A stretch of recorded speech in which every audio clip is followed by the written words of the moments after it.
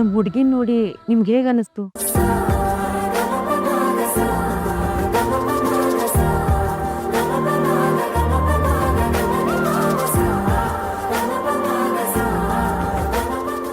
ಮಹಾಲಕ್ಷ್ಮಿ ಆಗಿದ್ದಾಳೆ.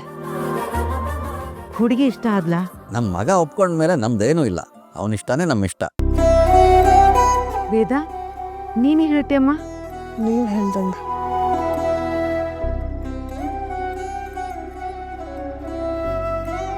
ಹಾಂ, ನಮಗೆ ಹೆಣ್ಮಕ್ಳಿಲ್ಲ.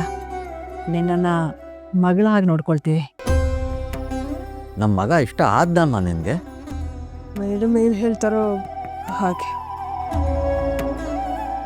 ವೇದ, ನಾನು ಹೇಳೋದೇನೆಂದರೆ, ಒಳ್ಳೆ ಹುಡುಗ ಸಿಗೋದು ಎಷ್ಟು ಮುಖ್ಯನೋ ಒಳ್ಳೆ ಅತ್ತೆ ಮಾವ ಸಿಗೋದು ಅದಕ್ಕಿಂತ ಮುಖ್ಯ. ನನಗೇನು ಇವ್ರ ಬಗ್ಗೆ ಒಳ್ಳೆ ಅಭಿಪ್ರಾಯ ಬಂದಿದೆ. ಆದರೆ ನೀನು ಒಪ್ಕೊಂಡ್ರೆ ಮಾತ್ರ ಮುಂದಿನ ಮಾತುಕತೆ. ನೋಡಮ್ಮ ವೇದ, ನೀನು ಈಗಲೇ ನಿನ್ನ ನಿರ್ಧಾರ ಹೇಳಬೇಕು ಅಂತೇನಿಲ್ಲ. ಟೈಮ್ ತಗೊಂಡು ಯೋಚನೆ ಮಾಡಿ ಹೇಳು. ನಿನ್ನ ನೋಡಿದ ತಕ್ಷಣ ನಮಗಿಷ್ಟ ಆಗೋಗ್ಬಿಟ್ಟ ನೀನು. ವೇದ, ಈ ಸಂಬಂಧ ದೇವರೇ ನಿನ್ನ ಹತ್ರ ಕಳಿಸಿದ್ದಾನೆ ಅಂತ ಅನ್ಸತ್ತೆ.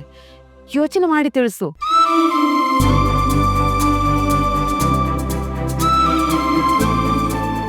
ಮೇಡಮ್, ನನಗೊಪ್ಪಿಗೆ ಇದೆ.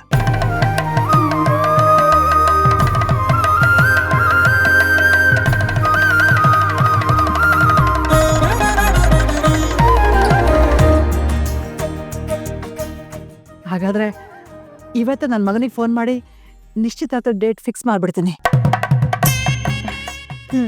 ಆಗ್ಲಿ, ಸಂತೋಷ.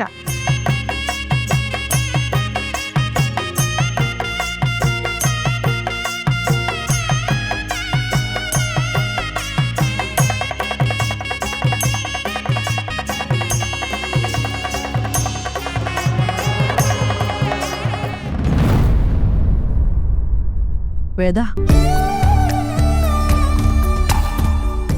ನಿನ್ನ ಈ ದ್ವಂದ್ವದ ಪರಿಸ್ಥಿತಿಗೆ ನಾವೇ ಕಾರಣ ಅಂತ ನನಗೆ ಗೊತ್ತು. ಆದರೆ ಸತ್ಯನ ಎಷ್ಟು ದಿವಸ ಅಂತ ಮುಚ್ಚಿಡಕ್ಕಾಗುತ್ತೆ ಹೇಳು?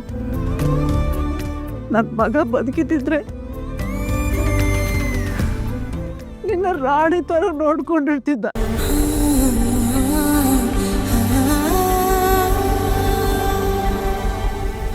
ನಾವೀ ಪಾಪ ಪ್ರಜ್ಞೆಯಿಂದ ಹೊರಗೆ ಬರಬೇಕು ಅಂದರೆ